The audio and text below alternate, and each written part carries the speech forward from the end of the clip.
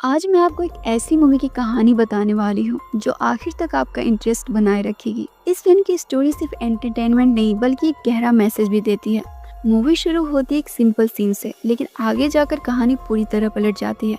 हर scene के साथ suspense बढ़ता जाता है। तो नमस्ते दोस्तों, आज हम एक्सप्लेन करेंगे साउथ की थ्रिलर मूवी ब्लाइंड स्पॉट की पूरी कहानी को। इस फिल्म में दिखाया गया है कि जो चीजें हम समझते हैं वो सच में वैसी होती नहीं है। तो चलिए शुरू करते हैं। फिल्म की शुरुआत में हम एक लड़की को देखते हैं जिसका नाम है दिव्या। वो अपने बच्चे को गोद में लिए गहरी सोच में बैठी हुई थी कि तभी उसका पति जयराम सीढ़ियों से उतरता हुआ आता है और वो कहीं जाने के लिए निकलता है। दिव्या उससे पूछती है कि जयराम, तुम इतनी रात को कहाँ जा रहे हो? लेकिन जयराम इस बात का कोई जवाब नहीं देता है। दिव्या को बहुत गुस्सा आता है और वो उससे कहती है कि तुम मुझे इंसान समझते हो भी कि नहीं। जब तुम्हारा मन करता है तुम घर आते हो, जब मन करता है चले जाते हो।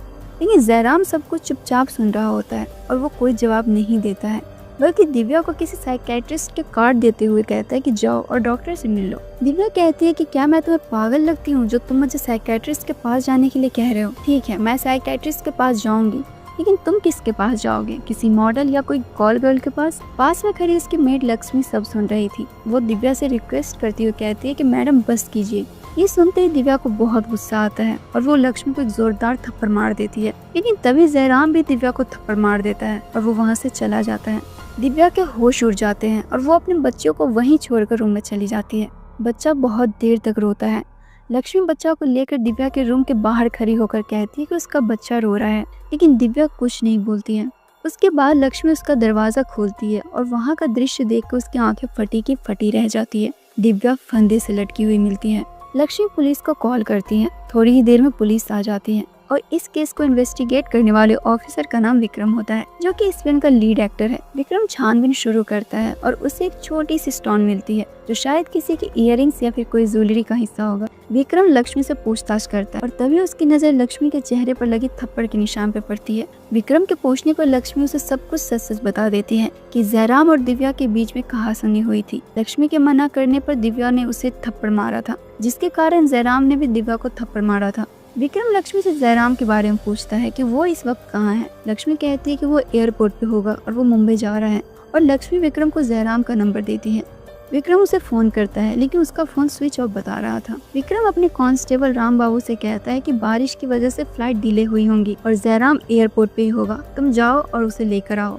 विक्रम गौर से दिव्या के बॉडी को देखते हुए कहता है कि ये सुसाइड नहीं बल्कि एक मर्डर है। अब नेक्स्ट सीन में हमें आदित्य नाम के एक लड़के को देखते हैं जो कि जयराम का कजिन है और वो NIA में काम करता है और वो इस वक्त अपनी प्रैक्टिस कर रहा होता है। तभी उसे अपनी भाभी दिव्या के बारे में पता चलता है और वो भागता हुआ घर आता है। विक्रम आदित्य से पूछताछ करने लगता है कि तुम अभी तक कहाँ थे? आदित्य कहता है कि मैं NIA से हूँ, national investigation agency. Aditya Divya की बॉडी देखकर कहता है कि दिव्या भाभी ने सुसाइड क्यों की होगी? विक्रम उसको कहता है कि दिव्या ने सुसाइड नहीं की है, ये एक मर्डर है, क्योंकि दिव्या के गले पे चोट के निशान थे जिससे साफ पता चल रहा था कि किसी ने पहले अटैक किया होगा, और उसके पैर में चोट लगी थी जिससे खून निकल रहा था। अगर उसने सुसाइड की होती तो वो स्टूल पर चढ़ती और खून के निशान स्टूल पर आते, लेकिन ऐसा कुछ नहीं था। और तो सुसाइड के लिए रस्सी का यूज किया गया था, जबकि दिव्या किसी साड़ी या दुपट्टे का इस्तेमाल कर सकती थी। फिर हम देखते हैं कि जयराम भी वहाँ आ जाता है और वो विक्रम से पूछता है कि आप कौन हो और मुझे यहाँ क्यों बुलाया गया है। विक्रम उसे बताता है कि उसकी पत्नी दिव्या का किसी ने मर्डर कर दिया है। जयराम शॉक्ड हो जाता है। साथ ही लक्ष्मी का कहना था कि जयराम बीच में कुछ देर के लिए घर पर आया हुआ था। विक्रम जयराम से पूछताछ शुरू करता है। जयराम कहता है कि हाँ, मेरी कुछ इम्पोर्टेंट डॉक्यूमेंट्स यहाँ रह गई थी, उसी को लेने में वापस आया था और मैं डॉक्यूमेंट लेकर तुरंत वापस से एयरपोर्ट के लिए निकल गया था। चाहे तो आप CCTV फुटेज देख लीजिए। विक्रम फुटेज देखता है, जिसे देखकर साफ पता चल रहा था कि जयराम बिल्कुल सच बोल रहा है। अब विक्रम का शक सीधा लक्ष्मी पे जाता है, क्योंकि विक्रम का कहना था कि दिव्या के डेथ के बारे में बताने के लिए लक्ष्मी ने सबसे पहले पुलिस को फोन किया था, जबकि उसे दिव्या के हस्बैंड या उसके किसी रिलेटिव को फोन करना चाहिए था। लक्ष्मी डर जाती है और वो विक्रम को कहती है कि मैंने सबसे पहले जयराम सर को ही फोन करके बताया था और उन्होंने मुझे कहा था कि मैं पुलिस को कॉल करूं। अब विक्रम जयराम से पूछता है कि जब तुम्हें तुम्हारी वाइफ के बारे में पता चला तो तुमने लक्ष्मी को पुलिस को कॉल करने के लिए क्यों कहा? इस पर जयराम कहता है कि उस दिन मेरी और दिव्या की लड़ाई हुई थी, मुझे लगा हमारी लड़ाई की वजह से उसने सुसाइड की होगी। अब विक्रम का शक और बढ़ता जा रहा था। वो लक्ष्मी से पूछता है कि कोई मेड अपने मालिक को बचाने के लिए इतना बड़ा रिस्क कैसे ले सकती है, लेकिन तब हमें पता चलता है कि लक्ष्मी और जयराम के बीच में फिजिकल रिलेशन थे। इसी दौरान विक्रम की नजर एक फोटो फ्रेम पर पड़ती है विक्रम पूछता है कि इस फोटो में कौन है। तब लक्ष्मी कहती है कि ये जयराम की पहली पत्नी है जो कि अब मर चुकी है और वो बच्चा उनकी पहली बीवी का है। विक्रम पूछता है कि अभी वो बच्चा कहाँ है। लक्ष्मी कहती है कि वो अभी ऊपर के कमरे में है। विक्रम दौड़ता हुआ उस बच्चे के पास जाता है और यहाँ आदित्य से पता चलता है कि उस बच्चे का नाम विनोद है और वो डिप्रेशन में है। जब उसकी माँ जिंदा थी तो वो उसका ध्यान रखती थी और उसके जाने के बाद वो चुपचाप इस कमरे में पड़ा रहता है और बहुत कम बोलता है। विक्रम उसके नजदीक जाता है और उससे पूछताछ करता है। विनोद कहता है कि उस रात वो सो नहीं पा रहा था क्योंकि दिव्या के छोटे बच्चे की रोने की आवाज आ रही थी, इसलिए वो उस बच्चे के पास जाता है, लेकिन उसके पास कोई नहीं था और वो वापस से अपने कमरे में आ जाता है। अब विक्रम का शक लक्ष्मी पर जाता है और वो लक्ष्मी से पूछता है कि तुम अगर उस रात घर पर थी तो तुम विनोद को क्यों नहीं दिखाई दी। इस पर लक्ष्मी रोने लगती है और वो कहती है कि मेरा घर पास में ही है, मैं अपनी बेटी मानसी को देखने गई थी और मैं तुरंत ही आ गई थी। मुझे लगता है उसी बीच दिव्या मैडम के साथ कुछ हुआ होगा। फिर विक्रम अपने कांस्टेबल राम बाबू को भेजकर मानसी को दिव्या के घर पर बुलाता है और वो उसे एक ही सवाल पूछता है, बताओ तुमने दिव्या को क्यों मारा। ये सुनकर वहाँ पर मौजूद सभी लोग चौंक जाते हैं कि आखिर इतनी छोटी बच्ची किसी को कैसे मार सकती है। और विक्रम मानसी के इयररिंग्स की टूटी हुई मोती दिखाता है जो कि दिव्या के बॉडी के पास से मिला था और तो और मानसी के नाखून में दिव्या की स्किन भी मिली थी। अपनी बेटी के खिलाफ सबूत देकर लक्ष्मी डर जाती है और वो दिव्या की मौत का इल्जाम अपने ऊपर ले लेती है। विक्रम कहता है कि ठीक है, अगर ये बात है तब तो तुम्हें सजा मिलेगी और वो उसे अरेस्ट करने ही वाला होता है कि मानसी अपनी माँ से लिपट कर रोने लगती है। वो खुद को दिव्या का कातिल बताती है। वो कहती है कि उस रात में बारिश बहुत हो रही थी, इसलिए मेरी माँ मुझसे मिलने आई थी। पूरे घर में पानी भर गया था, इसलिए मेरी माँ पानी निकालने में लग गई थी और उन्होंने मुझे दिव्या मैडम के यहाँ उनकी बेबी का ध्यान रखने के लिए भेज दिया। लेकिन तभी दिव्या मैडम मेरी माँ को बुलाने लगी। मेरी माँ इस वक्त यहाँ नहीं थी, इसलिए मुझे उनके कमरे में जाना पड़ा। दिव्या मैडम ने टूटे हुए कांच के टुकड़े उठाने को कहा। मैं उन टुकड़ों को उठाने लगी, लेकिन तभी दिव्या मैडम मेरी माँ और मेरे बारे में गलत बोलने लगी क्योंकि वो हम दोनों से बहुत नफरत करती थी और वो आज ही नहीं बल्कि हमेशा से हमें नीचा दिखाती आ रही थी। और तो और उन्होंने मुझे एक जोरदार लात भी मारा था। मुझे बहुत गुस्सा आया और मैंने उन्हें एक जोरदार थप्पड़ मार दिया और फिर हम दोनों में हाथापाई हो गई और मैंने उन्हें अपने बचाव के लिए धक्का मार दिया और उनका सर दीवार पर जा टकराया। फिर जब मेरी माँ को इन सब के बारे में पता चला तो उसने मुझे बहुत मारा और उसने मुझे वहाँ से भगा दिया। फिर मानसी विक्रम को अपने बारे में और भी बातें बताती है। वो कहती है कि वो पढ़ाई में बहुत अच्छी थी, क्लास में हमेशा टॉप किया करती थी। उसके क्लासमेट उससे जलती थी और वो उसके पिता के लिए ताने मारती थी कि पता नहीं इसका बाप कौन है, ये तो बिना बाप की ही पैदा हुई है। वो हमेशा अपनी माँ से अपने बाप के लिए पूछती थी कि उसका बाप कौन है, लेकिन हमेशा उसकी माँ इस बात को टाल दिया करती थी। फिर एक दिन वो गुस्से में अपने हाथ काट लेती है। तब उसकी माँ उसे सारी बातें बताती है कि उसका बाप कोई और नहीं बल्कि जयराम है। ये जानकर वो बहुत खुश होती है कि वो इतने बड़े खानदान की औलाद है, लेकिन कहीं ना कहीं वो इस बात से दुखी भी होती है कि इतने बड़े घर की बेटी होते हुए भी उसे गरीबों की जिंदगी जीनी पड़ रही है। और तो और दिव्या उन दोनों माँ बेटी के साथ बुरा व्यवहार किया करती थी और इसी कारण से कई बार उसे दिव्या को मारने का मन भी करता था और आज वैसा ही हुआ। अब लक्ष्मी और मानसी को अरेस्ट करके ले जाया जाता है और दिव्या की बॉडी को भी पोस्टमार्टम के लिए भेज दिया जाता है। और अब डॉक्टर विक्रम और आदित्य को बताता है कि दिव्या सर पर चोट लगने की वजह से नहीं मरी थी, बल्कि उसे पॉइजन देकर मारा गया था। अब केस अलग मोड़ ले आता है क्योंकि इससे पहले हमें लक्ष्मी और मानसी को हत्यारा दिखाया गया था, लेकिन अब एक और नई ट्विस्ट सामने आ रही है। विक्रम और आदित्य वापस से जयराम के घर पर जाते हैं। विक्रम जयराम से कहता है कि दिव्या के सर पर बहुत छोटी चोट लगी हुई थी और उससे किसी की मौत नहीं हो सकती। दिव्या की मौत के पीछे मानसी का हाथ नहीं बल्कि उससे किसी ने पॉइजन देकर मारा था। ये सुनते ही पास में बैठा विनोद के हाथ से ग्लास गिर जाता है। वो काफी डरा हुआ था और वो वहाँ से भागता हुआ अपने रूम में चला जाता है और खुद को लॉक कर लेता है। ये सब देखकर विक्रम उसका पीछा करता है और उसे दरवाजा खोलने के लिए कहता है, लेकिन विनोद दरवाजा नहीं खोलता है।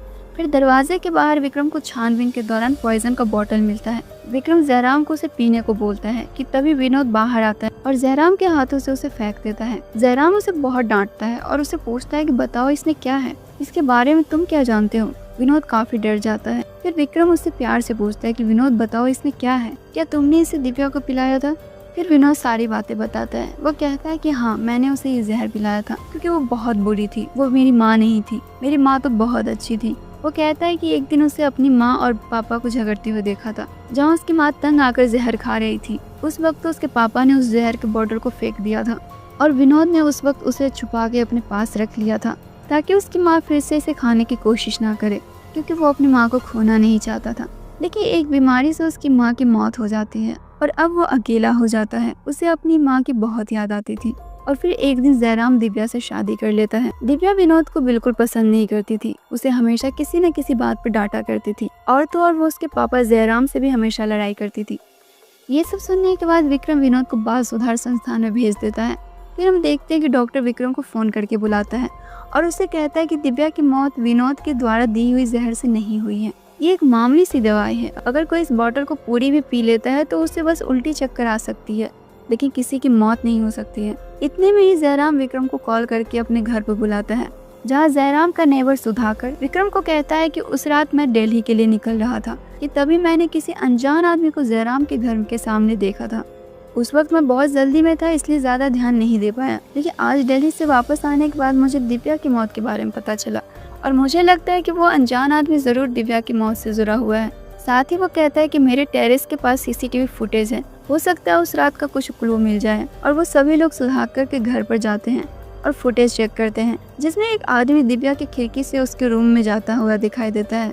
ये केस अब धीरे धीरे क्रिटिकल होता जा रहा था और विक्रम को अब किसी पर भरोसा नहीं था, इसलिए वो उन तीनों को शहर छोड़कर कहीं भी बाहर ना जाने की वार्निंग देता है और अब वो खुद सुधाकर, जयराम और आदित्य पर नजर रखने लगता है। वो इस केस को लेकर काफी फ्रस्ट्रेट हो जाता है और तभी डॉक्टर का उसे फोन आता है कि लैब में रखे दिव्या के जितने भी सारे डॉक्यूमेंट्स थे उन सबको किसी ने जला दिया है, मतलब कि कोई है जो दिव्या की मौत का राज छुपाना चाहता है। विक्रम खुद वहां जाकर छानबीन शुरू करता है और जिसने भी फॉरेंसिक लैब में आग लगाई थी उसकी गलती से आई कार्ड वहां छूट जाती है और वो कोई और नहीं बल्कि आदित्य है। विक्रम अपने कांस्टेबल रामबाबू को आदित्य का आई कार्ड दिखाते हुए कहता है कि देखो, असली कातिल पकड़ा गया। कांस्टेबल रामबाबू भी आदित्य को देखकर काफी हैरान होता है और अब विक्रम आदित्य के घर पर जाता है। रूम काफी अंधेरा था, सामान बिखरे हुए पड़े थे। वो आदित्य को ढूंढता है और आदित्य उससे मिल भी जाता है, लेकिन तभी दोनों में भयंकर फाइट होती है। विक्रम के साथ फाइट में आदित्य कमजोर भी पड़ गया था, लेकिन तभी विक्रम का कांस्टेबल रामबाबू आता है और विक्रम के सर पर जोरदार रॉड मारता है।